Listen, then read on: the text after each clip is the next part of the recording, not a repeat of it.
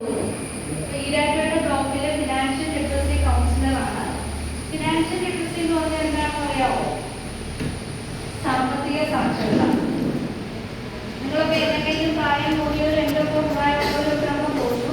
നിങ്ങൾക്ക് സാമ്പത്തിക സാക്ഷരതയുടെ ക്ലാസ്സിൻ്റെ ആവശ്യമുണ്ടോ? ഉണ്ടോ? ഉണ്ട്. എന്തുകൊണ്ടായിരിക്കും? നമുക്ക് സാമ്പത്തികം തികയുന്നില്ല അല്ലേ? തികയുന്നുണ്ടോ? ഇല്ല.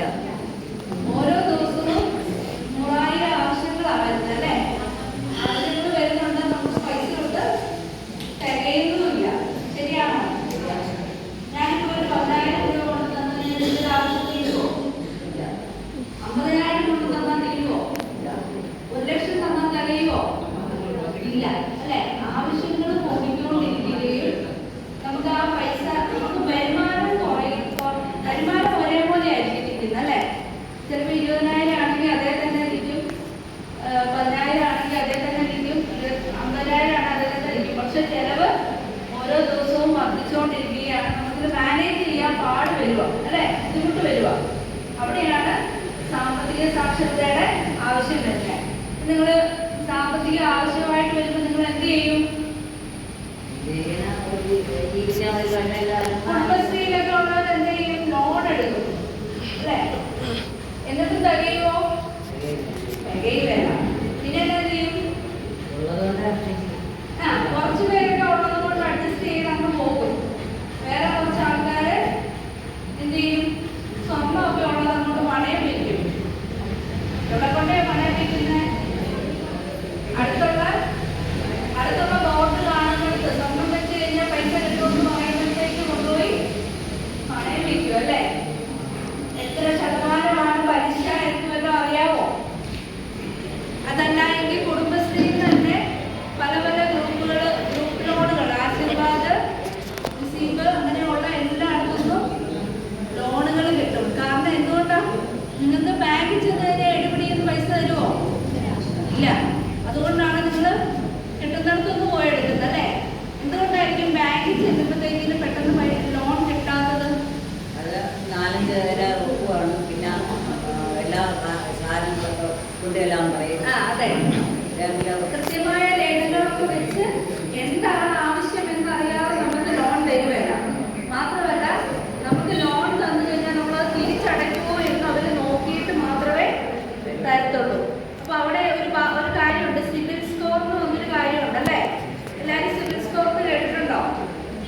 കൃത്യമായി തിരിച്ചടവില്ലെങ്കിൽ നമുക്ക് സിബിൽ സ്കോർ കുറയും. സിബിൽ സ്കോർ കുറഞ്ഞു കഴിഞ്ഞാൽ ബാങ്കിൽ ചെന്ന് അവർ നോക്കും. നിങ്ങൾ കൃത്യമായി കുടുംബശ്രീയിൽ നിന്നാണെങ്കിലും പല പല ലോണുകൾ എടുത്തിട്ട് കൃത്യമായി തിരിച്ചടച്ചിട്ട് പിന്നെ ഒരു ലോൺ നമുക്ക് ഒരിക്കലും കിട്ടുന്നില്ല. അപ്പം സിബിൽ സ്കോർ എല്ലാവർക്കും അറിയാമെന്ന് വിശ്വസിക്കുന്നു. അറിയാമോ? അറിയാൻ മേലാത്തവരില്ല അല്ലേ? അപ്പം കൃത്യമായി സിബിൽ സ്കോർ പാലിക്കുക.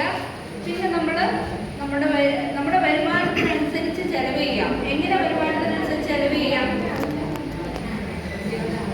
നിങ്ങൾ ആരെങ്കിലും ബഡ്ജറ്റിംഗ് കേട്ടിട്ടുണ്ടോ?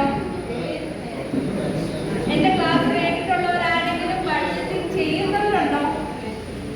കണക്കെഴുതാറുണ്ടോ? വരവ് ചെലവിന്റെ കണക്കെഴുതി സൂക്ഷിക്കാറുണ്ടോ?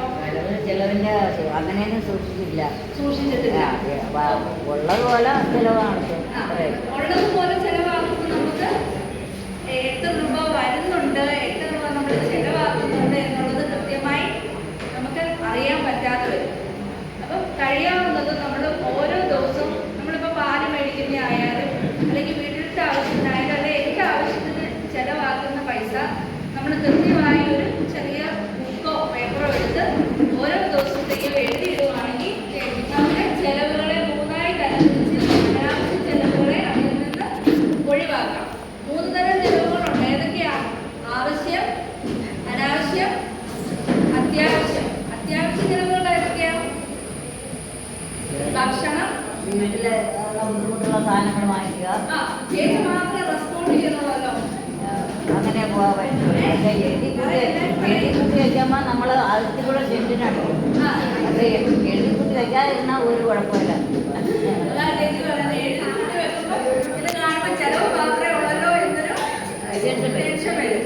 പക്ഷെ നമുക്ക് ഒരു പരിധി വരെ അനാവശ്യ ചെലവുകൾ കുറയ്ക്കും. എന്താ അനാവശ്യ ചെലവ് എന്ന് പറഞ്ഞാൽ കള്ളം കുടി മദ്യം ഇങ്ങനെയൊക്കെയുള്ളതല്ലേ ആ, ഭാഷകൾ അത് ആണുങ്ങളുടെ അല്ലേ? ആ നമുക്ക് സ്ത്രീകൾക്ക് അനാവശ്യത്തിന് ഒന്നുമില്ലേ? ഉണ്ട്, ആവശ്യത്തിനുണ്ട്, നമുക്കുണ്ട്. അല്ലേ? ഉണ്ട്. നമ്മളിപ്പം നമ്മുടെ വീട്ടിൽ ആവശ്യത്തിന് പാത്രമൊക്കെ ഇഷ്ടം പോലെ കാണും. നമ്മളതിലെ അമ്പലത്തിലെ ഉത്സവം അല്ലെ പള്ളിയിലെ പെരുന്നാളിനൊക്കെ നമ്മൾ ചെല്ലുമ്പോൾ അവിടെ പാത്രക്കട നിരന്നിരിക്കുന്ന കാണുമ്പോൾ ഒരു രണ്ട് പാത്രം മേടിച്ചേക്കാം. വീട്ടിൽ നിറച്ച് എടുക്കാതിരിക്കുവായിരിക്കും അല്ലേ? ശരിയാണോ? അതിൻ്റെ പലഹാരങ്ങൾ മാറ്റുന്നു. ആ, അതേപോലെയുള്ള അനാവശ്യ ചെലവുകളൊക്കെ കുറയ്ക്കാം. ഒരു പരിധി വരെ നമുക്കത് കുറയ്ക്കാൻ പറ്റുള്ളൂ. പിന്നെ നമുക്ക് ചെയ്യാൻ പറ്റുന്ന അധിക വരുമാനം ഉണ്ടാക്കുക എന്നുള്ളതാണ്. എങ്ങനെ ചെറിയ ചെറിയ സംരംഭങ്ങളൊക്കെ തുടങ്ങി വീട്ടിൽ തന്നെ ചെറിയ അച്ചാർ യൂണിറ്റോ അങ്ങനെയൊക്കെ പല ചെറിയ ചെറിയ കൈത്തൊഴിൽ നമുക്കറിയാം. ഇവിടെ DIC-കാരൊക്കെ ഉണ്ട്. ഡിസ്ട്രിക്ട് ഇൻഡസ്ട്രീസ് കോർപ്പറേഷൻ നമ്മുടെ ഓരോ പഞ്ചായത്തിലും ഓരോ കുട്ടികളുണ്ടാവും. അവർ നമുക്കിത് എന്തൊക്കെ ചെയ്യാമെന്നും അതിന് സർക്കാരിൻ്റെ സഹായങ്ങൾ എന്തൊക്കെയാണെന്നും പറഞ്ഞു തരും. അപ്പോൾ നമുക്ക് ചെറിയ ചെറിയ കൈത്തൊഴിലുകളൊക്കെയാണ് ചെയ്ത് വരുമാന മാർഗം കൂട്ടാം.